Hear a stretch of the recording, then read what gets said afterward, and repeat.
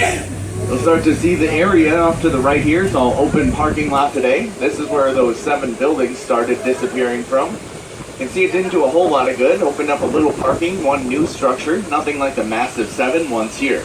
Another missing building on the left there. There's that levee I was talking about.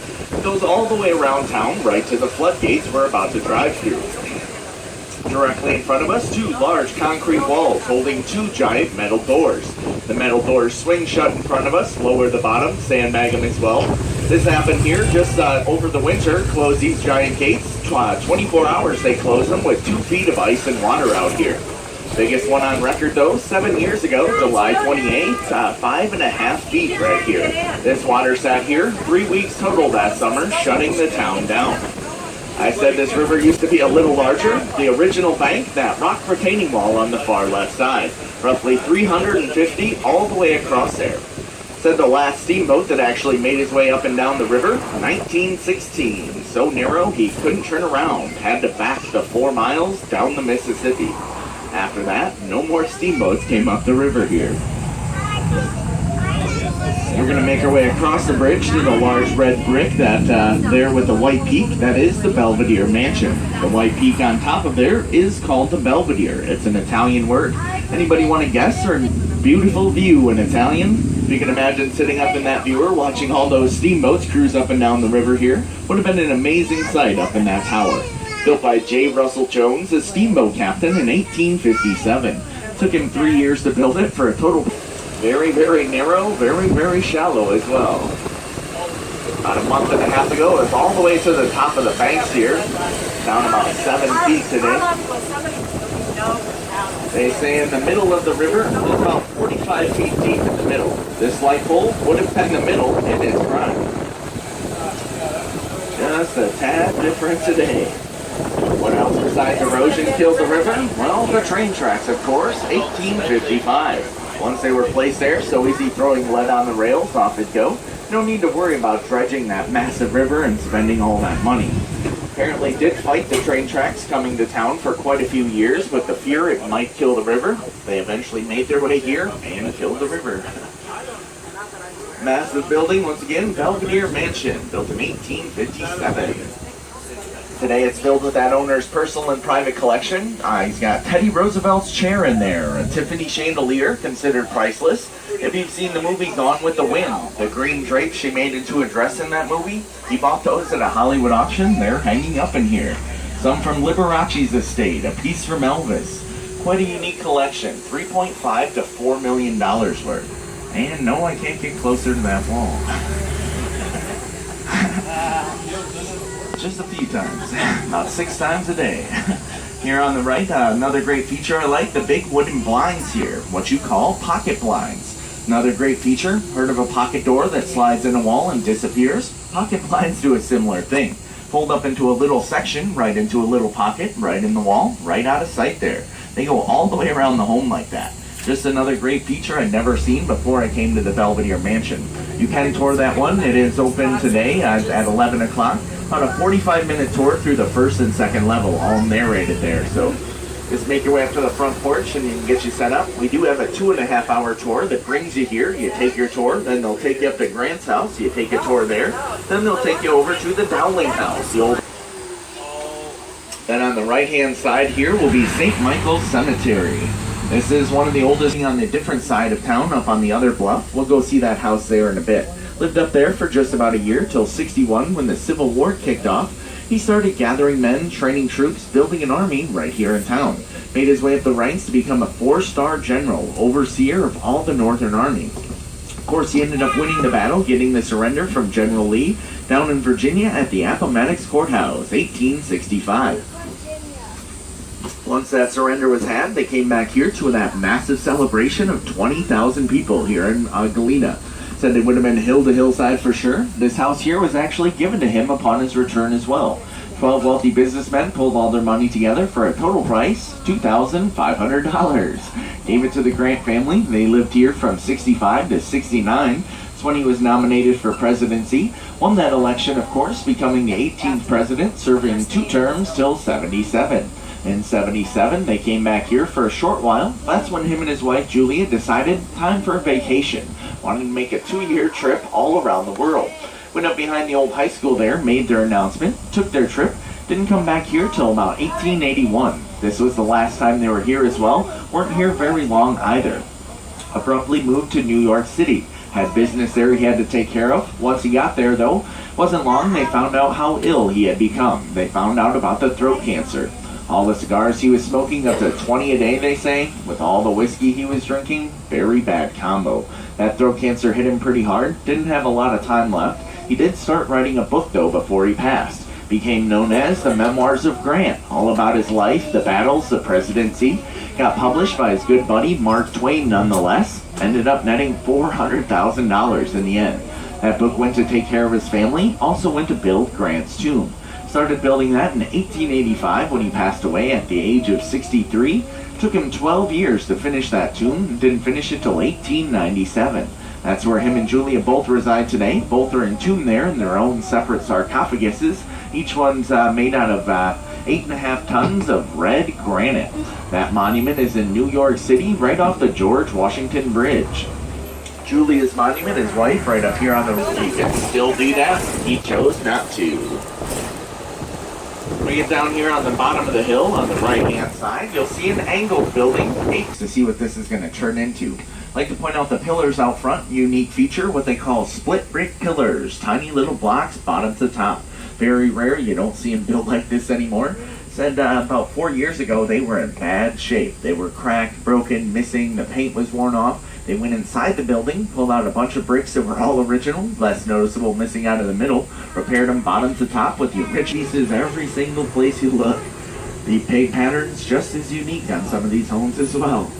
The white one here on the right, this is what you call a colonial style. This is actually built by a student of Frank Lloyd Wright. Nice clean lines, the boxy style he was known for, 8 pillars on the front, just an amazing style you don't see very often. We're going to head down a little farther to one of the general's homes, General John Smith. We actually had a total of 9 U.S. generals come out of Galena during the Civil War. We actually had 2 General John Smiths out of those 9. The one that lived down here was an attorney before he became a general. See his house, 304, little brick guy with the green shutters here on the right. Attorney, then a general, not an attorney general. You'll see the big metal star right between the 3 windows there as we pull up. Anybody want to guess or know why that star is there? Yep, that is exactly correct. That's a structural support star, or a tie rod they call them. Big metal pole goes right through that building, right along the wall, right throughout the other side, tightening, tensioning, keeping it standing up straight. That's how they repaired old brick buildings back then. That's how they still do it today. Now that you know what those tie rods are, once you get downtown Galena, you can see hundreds and hundreds of tie rods if you're looking. They're everywhere down there. Most of those buildings have 2 or 20 of those going through it today. They say if you ever have a house like that and you just want to demo it, then go inside, cut the tie rod in half, it'll just split apart. Luckily for us, we don't have to see that done here. Here on the right, what you call a Queen Anne home or a painted lady. Not much not to like. Massive size, the woodwork, the trim, the paint. Said porch to peak all the way around this home here. Just so much detail. Painted ladies, minimum 5 colors of paint in their paint palette. Said this one is here. You have to get with the Historic Society, get the right colors, the right pattern, all the way around, bottom to top. Very tedious to paint a house like this. You can stay in today. A lot of the same features, the wood, the trim, the paint, bevels of the windows, porch to peak all the way up there. Screened in porch off the back, key feature of the Queen Anne's here. You can see in this area, things get a little bit closer together. Not so much of a side yard, backyard. They kind of filled up any little plot they had here. Said they did once consider this area back here Galena's red light district of town. Had a lot of little cottages and cabins set up here. Rented them out to the miners, the soldiers, this area there. Got the whiskey barrel table inside. Whole lot of house. The one across the street getting a facelift there, so good to see. Just a week or so ago, had covered in bushes. You couldn't even see the front of that home, so big improvement already. Here on the right side, Yellow House coming up, 305, home to another general. General Rawling lived here. This man was the sheriff in town before he became a general in the Civil War. Is for sale if you're looking to live in a Civil War general's home, though. I believe they want $150 for it. Does have a great view off the river off the backside there. Out of the 9 generals we have here, this man was the sheriff. The guy across the street, John Smith, was the attorney. We had Grant as a leatherman. Then we had a blacksmith, a potter, a glass blower, a tailor, a carpenter, and a jeweler. Where all 9 of those men made their way up to the rank of general here. Following Grant's lead all the way to the top. This one on the right here, not much of it is original, mostly just the pillars you'll see on the front porch. Saying this one once was the top backside of a 3rd-story lodge. Front faces the other direction, drops another level down on the backside. This was about the farthest the steamboats came up the river. Big wide turnaround point, dropping off folks here. Said it was only $1 a night to stay, 15 cents a meal was all.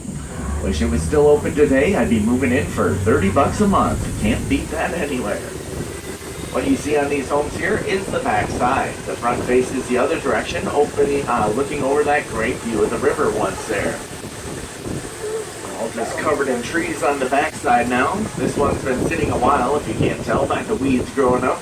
About 2.5 years. They started picking it up last year, just a few weeks ago, but haven't seen much out of it lately here, sadly. Hate seeing them sit like that. This little white one, once again, that's just the back of the house is all you can see out of this little white cottage. I will show you the front of this one here at the end of the tour. We'll be on the back side of Main Street. I'll have you look over the levee, up in the trees. It'll just be tucked right in the trees on this side. Also, while we're here, I want you to look all the way across the valley. That big white mansion tucked up in the hillside there with the 4 columns, that's the Dowling House mansion. That white balcony right there, his wife could stand right there and wave to that monument all the way across town. We're going to go directly above that, up there on that hillside. We're going to see that same view here in just a bit. As we come back by over the Civil War, the fountain, the trellis, the gazebo, a lot of great pieces here. Look left, you'll see about 75 stairs coming down from Grant's house, right from Julia's monument, all the way down the hill, up into Grant Park, right up to his monument, connecting his house to his park after all those years. Built here just 1 year later, 56, Abraham Lincoln came down the tracks, got off at this station, made his way across the river, went over to the DeSoto House Hotel, gave a speech off the balcony on Main Street. Once again, picture everything to the right of those tracks being wide open river all the way across there. Also, if you're looking to get out on the river today, all the rentals right to the left of the floodgates, you'll see 2 big red buildings there called Fever River Outfitters. They have the kayaks, canoes, the paddle boards, bikes, and mopeds as well. All the fun stuff.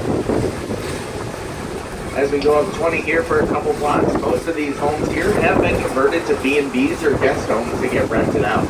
Nice retaining wall turns into steps stairs today. Most of these here have been fully restored, get rented out as well.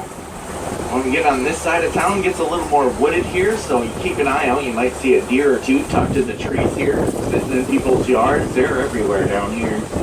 You'll see the Pottery Building once was an old brewery. The green porch right there, that was an ice house. Those 2 worked together, had cellars dug in the hillside. That's how they kept the kegs and the ice nice and cold. Tucked everything right into the hill there. And up we go. Make our climb to the top. Here on the right, you'll see the one sitting on the rock ledge here. Also was a brewery. You'll see the cellar door, that wooden door right in the rock wall. That's how they got kegs and equipment in and out of this building. Said the gentleman who lived here was a Bavarian brewmaster, making a completely different style than the other 8 we had downtown. It is for sale if you're looking to live in a brewmaster's house as well. Move to town, maybe start your own business. Then a little farther here, past the white building on the left, I want you to look in the backyard here. This is what they call terrace gardening cutouts. Little shelves going up the hillside, basically what they had to do to fill the backyard. You'll see it pretty well between the yellow and white one there on the left as well, all the way to the top. It's a little bit bigger project. As you're looking around though, you can see nothing is flat anymore. Everything's on a hill, a slant, a bend, a twist, a turn. Lots of little miners' cottages though, little tiny buildings. They fill with as many miners as possible. So they I gotta say, I saw the mama. There's another little Bambi somewhere. There's usually 3 of them in that set. Hi guys. They're just so fun to watch here. They just hang out. They'll make their way right downtown pretty much. They live here as well. It's pretty awesome. A lot of people don't like them because they'll sleep in their yards and stuff, but some people love them here. Cemetery here in town. Oddly enough, it is called the Old City Cemetery. 1828, established here 2 years after the town was. This one, there's a big pine tree splitting the brown roof. Follow it down and to the left just a little bit. That silver pillar, you can see a little bit of green grass around it. If you still can't see it, go above the tree line all the way to the top. There's a single silo sticking up there. Follow that silo right down into it. Said that white mansion I showed you is just below us here on Bench. Hanging from the branch. Little dragon fountain as well. Another Tin Man hanging out front here. This house here on the right is the original home General Grant lived in, 1860 right here. Lived here just 1 year, paying only $100 a year rent was all. He made right around $600 a year in his father's leather goods store. But you can tell he's right up here on the high peak. Had to make his way down to that store minimum twice a day. He'd walk his way up to the very highest peak, St. Matthew's Lutheran Church, the highest point in town. All downhill from here from the General. He'd hook a left here down the alleyway. If you look out on the ridge, you'll see the black railing going over the hill. 240 steps all the way down to Main Street. He'd make that trek minimum twice a day. We'll see those stairs from the middle and the bottom here in just a bit. You can see the woodwork, the trim, the paint patterns, all those features carry over to this side. Styles you don't see anymore. 2-story pillars, the big wraparound decks, all the hand-spun spindles. Just don't see that in new construction today. Coming up on the right here, the white one on the corner, old abandoned Oddfellows Lodge. Hopefully someday they'll bring that, somebody will buy that and bring it back to life there. I hate seeing them sit like that. Across the street, you got the Victorian Mansion Inn. Just a guest home you can stay in today. The white balcony you'll see out front, though, that's where Grant and Julia stood up there, made the announcement they were going to make the 2-year trip across the world. Said he could gather a lot of folks up here on this hillside to get that information out. Couldn't just send out a text message or an email back then. Had to gather them all around. Directly in front of us here, this stone slab marks the other set of crazy stairs. These ones are called the Old School Steps. 190 from Main Street up to the Old High School. Old High School's up here on the right. We're going to make a pit stop by this wall here on the way back side so you guys can get a photo and a peek down there as well. But the Old High School up here on the right side, built here in 1905, used as a high school till 1980. Now it is luxury lofts and condos with a pretty sweet view. Once you get around this biggest bush, you'll see all the way across. You'll see Grant's house over the river there. Some of the bigger homes stuck there. You'll start to see that drop off going straight down the hillside. Not a lot stopping you there. There's a break in the trees here to the left. You can see all the way down to the train depot, the river down there. And this one here on the right, this is what you call a southern style home. Floor to ceiling windows, those columns 3/4 the way around the deck. It's another great style you don't see very often. Said under the porch roof here, unique feature called, they painted light blue under the roof. That was a southern thing, supposed to keep birds and bugs from nesting under there, resembled the sky. Something about evil spirits, keeping the spirits away too, they said. Said these windows here were actually a form of tax evasion as well. Got taxed on every door and every closet they had back then. You can put these windows in, floor to ceiling, open them up like you can see out as you come by what's below it or not below his front porch. Straight down you go. Nothing under that house there. I used to live below there, so I know pretty well what's on that hillside. It's pretty steep. Then we'll park here for a moment so you guys can stand up and get a photo here as well. Alright, if you can't see, you can slide over, come up by the door, or slide over and pop and get a photo if you'd like. We'll hang here for a minute or two. The 190 here still get used every single day. Some people use them to and from work, some people for exercise, some people for a photo, some people just to see if they can make it to the top. Quite a haul up here. As you make your way up the stairs, the third platform here has benches, so you can sit down, take a breather. Most folks do. Imagine doing this every day. It's high school morning, gathering all your books, starting at the bottom of the hill here, trying to make your way to the top, hoping you didn't forget your lunch pail at the bottom down there. Said it would have been a heck of a trek here in any kind of ice, bad weather, snow. They're pretty scary just the way they are as well, being concrete, metal railing. Now picture how they would have been originally. A wood slat with no backs, a metal railing going straight up this hillside. Would have been able to see right through there. No thank you. Even without the bad weather, would have been a treacherous hike on those wood slats. All up another level, go to nice cast railing, then it's going to go 3 levels up from there. The third level is the one I want to talk about, the roof up top. This is what you call a Second Empire style of building. The roof there, the most unique part.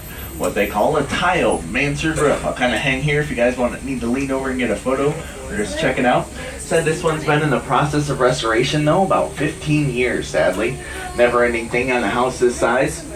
Said they did do the paint a few years ago, didn't fully finish the paint job. Still got a lot of work on the brick and tuck pointing here. But if you like to live a little more on the edge, this one is for you. 3 stories straight down the cliff face. Old Osprey's Nest, old lawyer's home here. Once again, killer view if you can stomach that drop. Wouldn't want to be a clumsy person or a drinker living in a house like that though. One wrong step, down you go. Then up ahead just a little farther, we're going to see the 240. You'll see 50 coming from the left, 190 to the right. These ones are less steep. You can get a real nice shot down these stairs here. Once again, we'll kind of hang here so you can get a photo and a peek down as well. 240, Grant did minimum twice. He was church up there by his house. He went to the First Methodist at the bottom of the stairs. Even on Sunday, minimum 400 steps. Sounds crazy just to think about doing that once a day, let alone multiple times a day. And again, now think of how they would have been. A wood slat, wood railing, trying to carry groceries up and down here, sleeping children back to the house. Would have been a trek. My favorite guest home coming up, the Felt Manor with the dual staircase. Also has the tiled mansard roof there. Just an amazing look you don't see very often. This one here is for sale if you're looking to buy a guest home. $750,000. They did an amazing job keeping this looking great today. If you did stay here, they still rent it out if you'd like to spend the night here as a B&B. Said they do have parking on the other side. You wouldn't have to walk all these stairs if you didn't want to. So that's pretty good. Said the railing here, just the rock and the railing going up to the house when they built it back then, cost them like $40,000. They say if you tried to build it today, $1.5 million.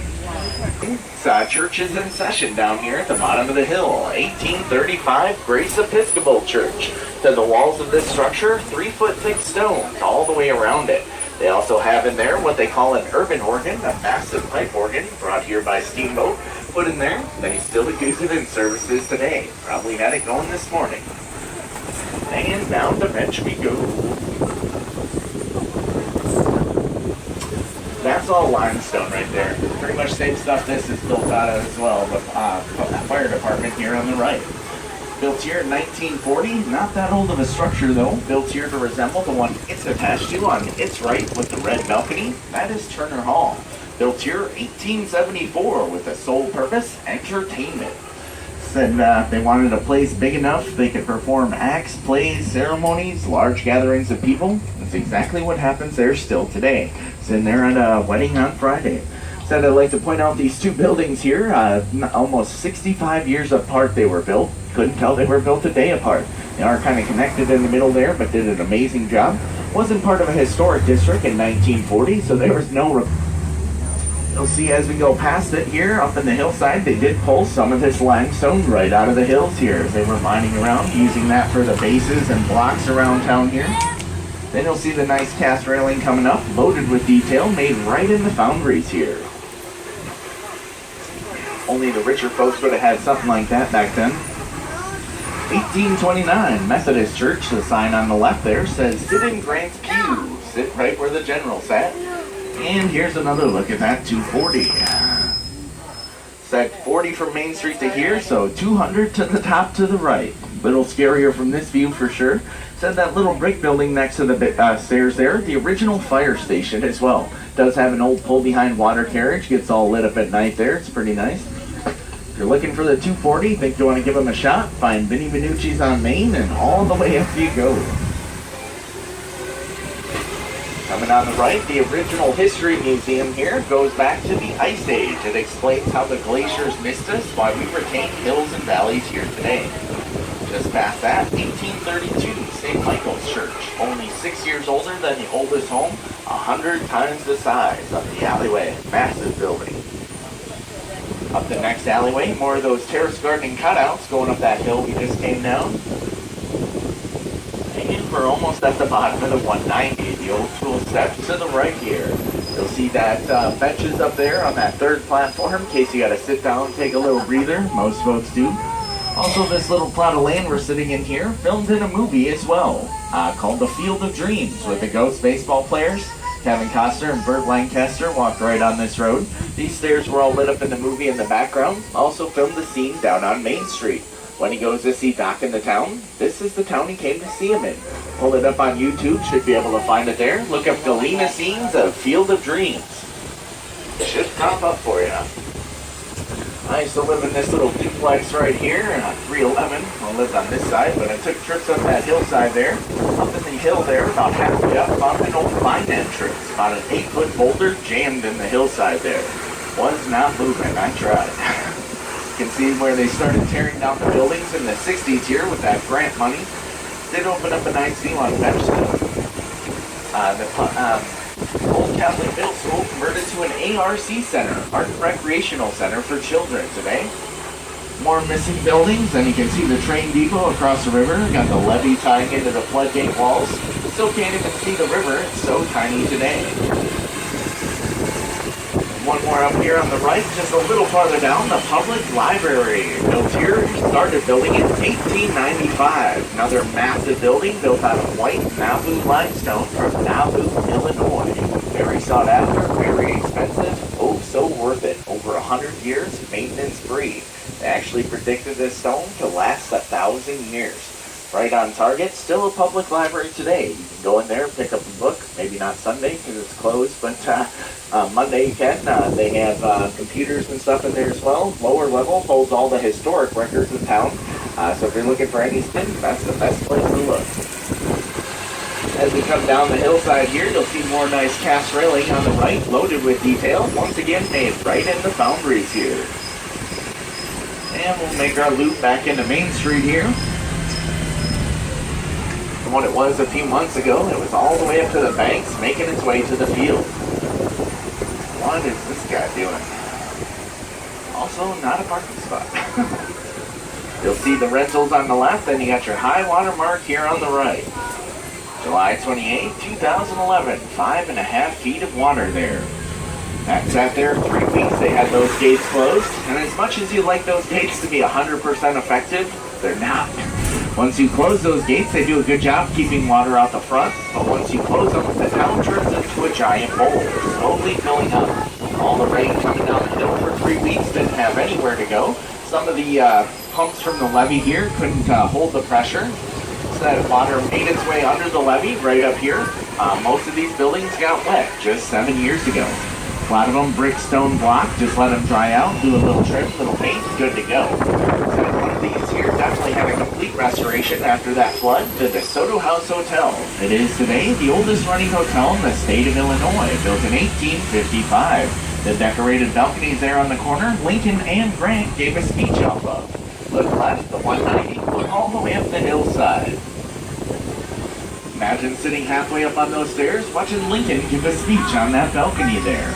They reenacted that just last week, actually. I was coming home and went down Main Street and I saw Lincoln standing up there. Kind of freaked me out a bit. Wasn't ready for that. Coming down here, you'll see on the left side the black strip with the white circles coming up above the doorway. Those are tie rods. Look up higher, black circle stars. Those are tie rods. Off to the right, under the window, that little black squiggle. Those are tie rods as well. Different shapes, different styles, hundreds of them here. The tan building, that's where Grant's father's leather shop was. 1860 right there. Go ahead, ladies. Go ahead, guys. Yep, getting close here. The popcorn place, the ice cream parlor in the back side of that one there.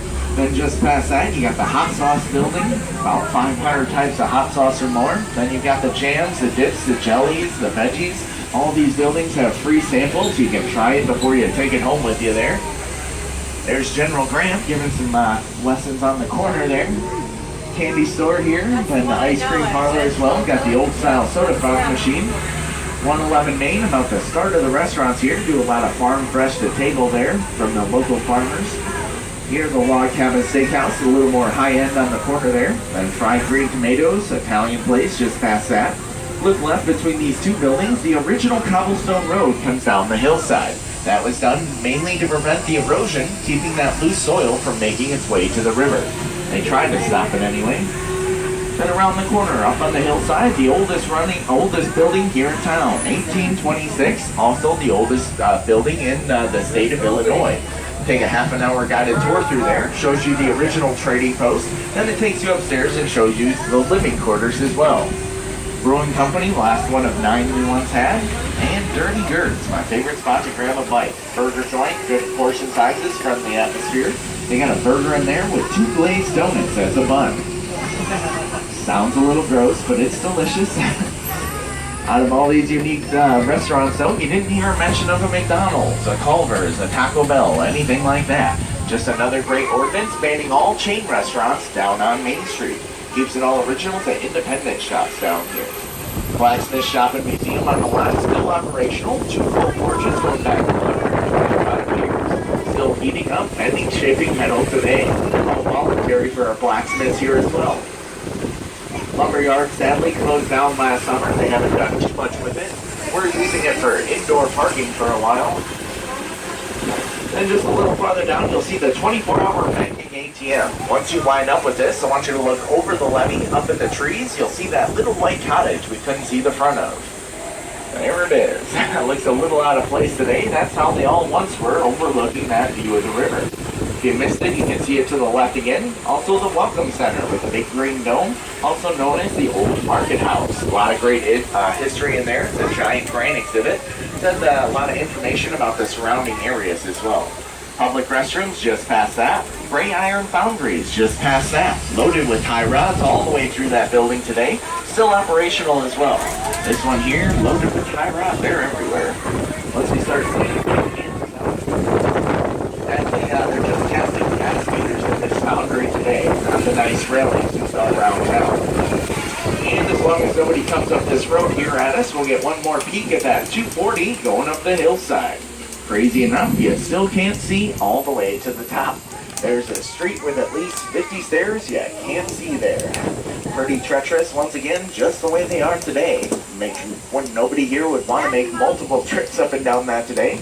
No, let alone when they were the wood slats, a little, you can see right through them all the way up the hillside there. One little slip and down you go. And here we're on the back side of the DeSoto House, that oldest hotel in the state, 1855. This one is loaded with newer tie rods. You'll see a bunch of diamond plates on the far end down here. Goes all the way up that building, holding it together still today.